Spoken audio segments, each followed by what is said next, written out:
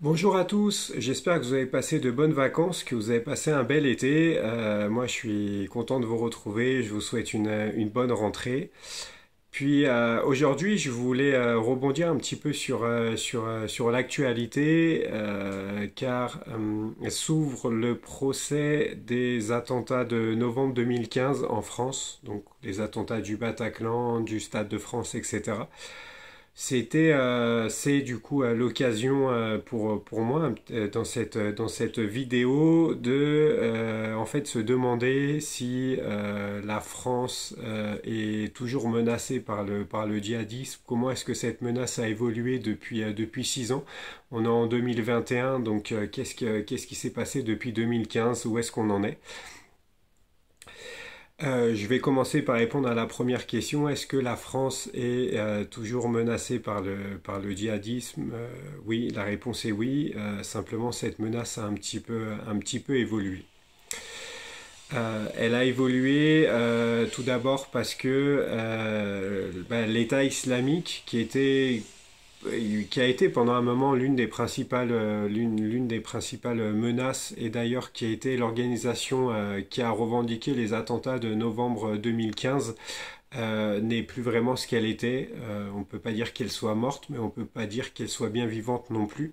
Le projet de califat entre la Syrie et l'Irak n'existe plus. Il y a plus que des petits bastions, des petites fumées qui sont encore djihadistes, mais l'État islamique est en perdition. Alors c'est quand même un peu grâce je dirais aux frappes occidentales en Syrie et en Irak, mais c'est aussi beaucoup grâce à le Bachar el-Assad, puis ses deux alliés qui sont l'Iran et la Syrie. Je vous disais que la France, que la France était toujours menacée, mais que la menace a changé. Si l'État islamique n'existe plus, entre guillemets, n'existe plus vraiment, on va dire, mais que la France est toujours menacée, c'est que l'autre menace est toujours là. L'autre menace, c'est Al-Qaïda, qu'on croyait pourtant morte il y a quelques temps, notamment après la décapitation de son chef et la mort d'Oussama Ben Laden. Pourtant, Al-Qaïda est toujours là, plus forcément là où on l'attendait avant, c'est-à-dire en Syrie et en Irak. Mais il y a encore deux régions du monde où Al-Qaïda est quand même très bien implanté. Dans la péninsule arabique, donc en fait c'est principalement au Yémen. Donc on a là-bas l'AQPA, Al-Qaïda dans la péninsule arabique, qui est en fait la fusion de la branche saoudienne et de la branche yéménite qui est basée au Yémen, qui est une des branches les plus actives que Washington, il y a quelques années, encore jugée comme la plus dangereuse, même si c'est l'avis de Washington, puis c'est à prendre avec des pincettes. Je vais vous expliquer, je vais vous expliquer pourquoi. En tout cas, c'est cette branche-là d'Al-Qaïda qui, en fait, faisait pas beaucoup parler de lui au cours d'elle, excusez-moi, au cours de ces dernières années, hormis en 2015 où elle a revendiqué les attentats de Charlie Hebdo. Mais là encore, les experts du contre-terrorisme ont un peu des doutes sur le fait que Al-Qaïda ait vraiment été un support logistique pour les frères Kouachi et pour Amédi Koulibaly. Pour eux, cette revendication était plus opportuniste qu'autre chose. Donc voilà, à voir vraiment les ACPA a revendiqué les attentats de 2015, mais quel était vraiment le rôle d'ACPA dans ces attentats? On ne sait pas vraiment.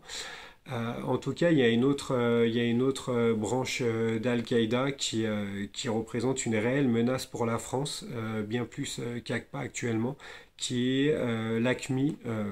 Vous connaissez sans doute, vous avez déjà entendu ce nom. AQMI pour Al-Qaïda au Maghreb islamique. Et puis, alors, Maghreb islamique, c'est une notion assez vague, assez large, qui peut se confondre un petit peu avec ce que d'autres géopoliticiens vont appeler le Sahel, Grosso modo, ça va du sud de l'Algérie, au sud de la Libye de l'autre côté, et puis ça peut descendre jusqu'au nord du Nigeria. Donc c'est pour vous situer un petit peu que cette région du Maghreb islamique est quand même assez large. Et cette, cette branche, en fait, elle est très active et pour la France, elle est sans doute, je pense, la plus dangereuse actuellement. Tout à l'heure, je vous expliquais que Washington considérait l'AQPA comme la plus dangereuse d'Al-Qaïda. Il faut savoir que les États-Unis ont très peu de présence militaire et de présence tout court dans le Maghreb islamique. Donc c'est sûr qu'eux, ils sont moins concernés par AQMI, bien plus que par l'AQPA. Mais pour nous, en tant que Français, je pense on peut quand même être assez certain que c'est l'AQMI qui va plus nous menacer, entre guillemets. D'autant que le chef d'Al-Qaïda, donc qui est un Égyptien depuis la mort d'Oussama Ben Laden, qui s'appelle Ayman Zawahiri, a élevé la France au rang d'ennemi de l'islam il y a quelques temps. Il le fait régulièrement, il prend souvent la parole pour justement en fait élever la France au rang d'ennemi suprême du djihad. Donc voilà, au même titre que les États-Unis et Israël, la France est là-dedans. En fait, comment est-ce que la France est devenue un ennemi de l'islam soudainement? En fait, c'est pas si soudain que ça. Justement, c'est ce que je vais tenter de vous expliquer là maintenant. En fait, il y a plusieurs raisons, puis c'est des raisons historiques et militaires. Je vais commencer par la raison militaire. En fait, elle est toute simple et elle est facile à comprendre. Depuis 2013 et l'opération Serval dans le nord du Mali, la France, l'armée française combat des combattants affiliés ou qui ont prêté allégeance à Al-Qaïda. En 2013, donc nous avons eu l'opération Serval avec des militaires français qui ont été déployés dans le nord du Mali et pour notamment mater une rébellion touareg. Et parmi cette rébellion touareg, on avait un groupuscule qu'on appelait Ansar Dine. Ansar Dine, c'était peut-être les plus rigoristes au niveau religieux. Ils avaient certes des revendications politiques, mais au fil de temps, ces revendications sont devenues de plus en plus religieuses. Et puis, tout au long des dernières années, donc après l'opération Serval est devenue l'opération Barkhane, et puis la région s'est un petit peu étendue. On est passé du nord du Mali à tout le Sahel. Puis Ansar Dine a continué un petit peu de combattre pour réislamiser la région et pour en même temps, je dirais, mettre dehors l'occupant français. C'est un petit peu comme ça qu'ils le voyaient. Ils ont fait alliance avec d'autres groupuscules plus ou moins religieux. Ils ont prêté allégeance à Al-Qaïda, d'autres djihadistes les ont rejoints, ce qui a donné un peu en 2017, je dirais une nouvelle coalition djihadiste, le GSIM, le groupe de soutien à l'islam et aux musulmans, qui a été créé à peu près en 2017, qui est dirigé par Iyad Aghali. Et du coup, depuis 2017, qui combat frontalement la France et toutes les armées régulières, c'est-à-dire maliennes, burkinabées, mauritaniennes, etc., dans la région. Mais voilà, la France est clairement un ennemi militaire désigné du GSIM. Donc on comprend que pour Al-Qaïda, la France, Al-Qaïda en tout cas, ne voit pas la France d'un très bon œil, puisque la France est un ennemi militaire des combattants d'Al-Qaïda au Maghreb islamique.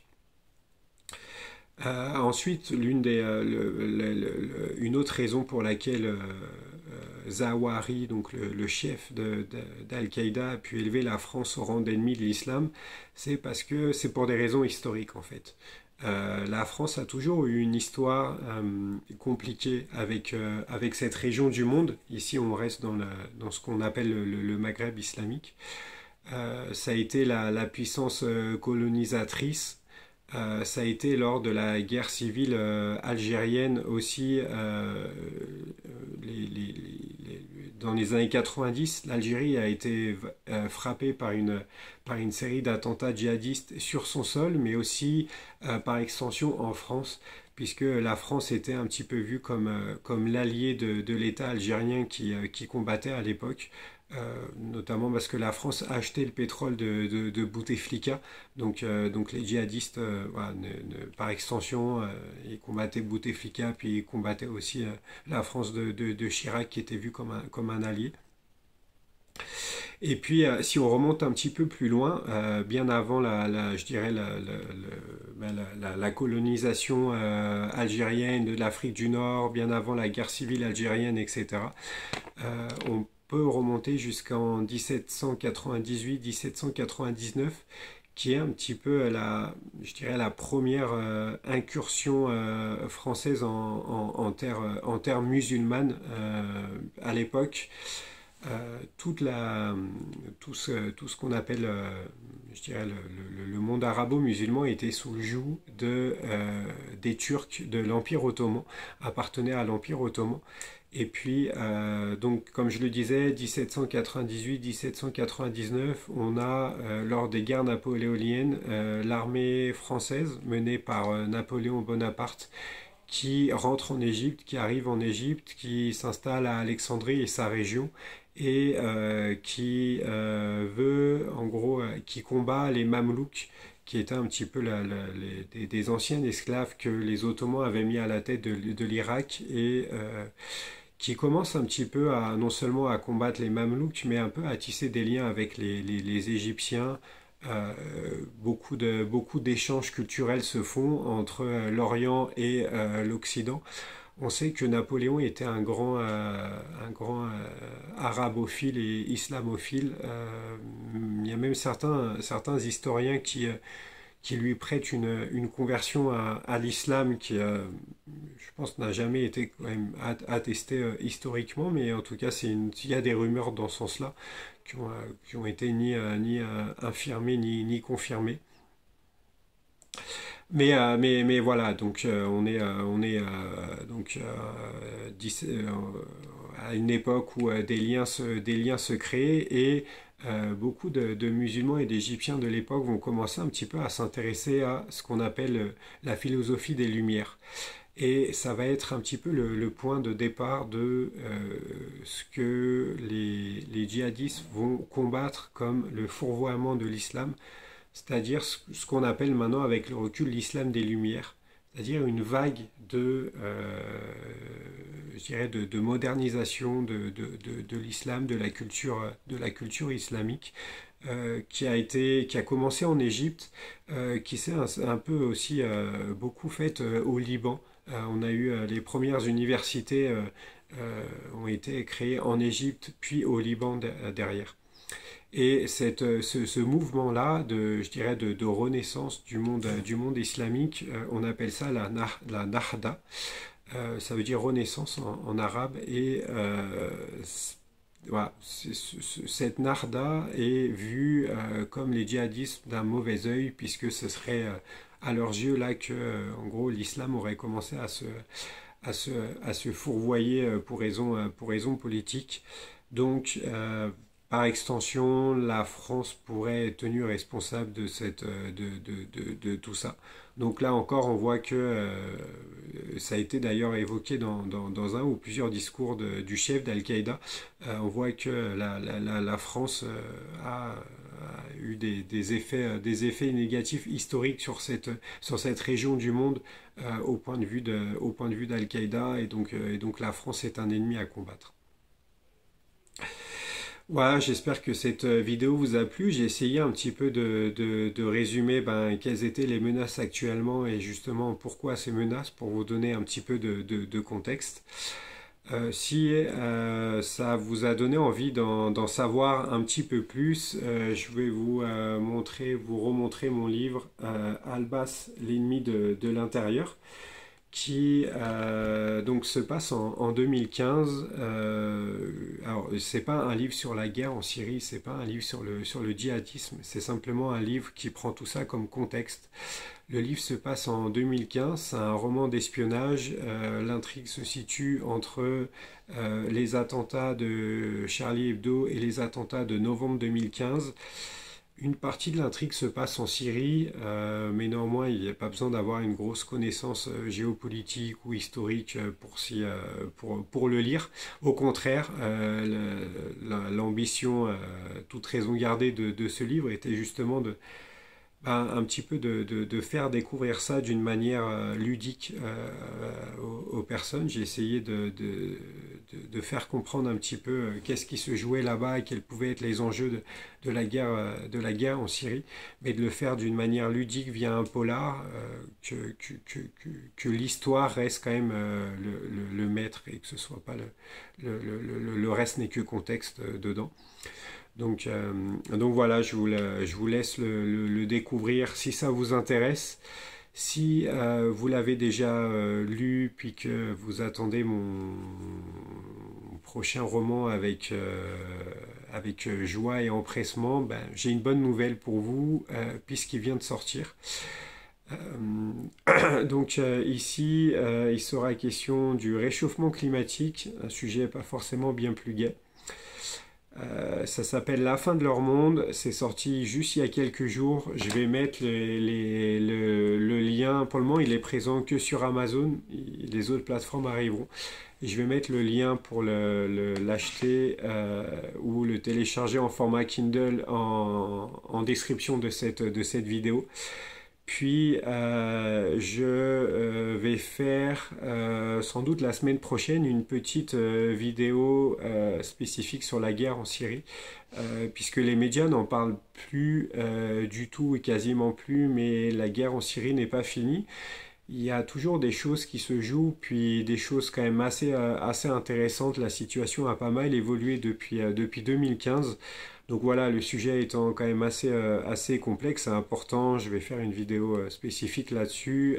Donc je vous donne rendez-vous la semaine prochaine pour cela. Puis d'ici là, je vous souhaite une bonne journée et une bonne semaine.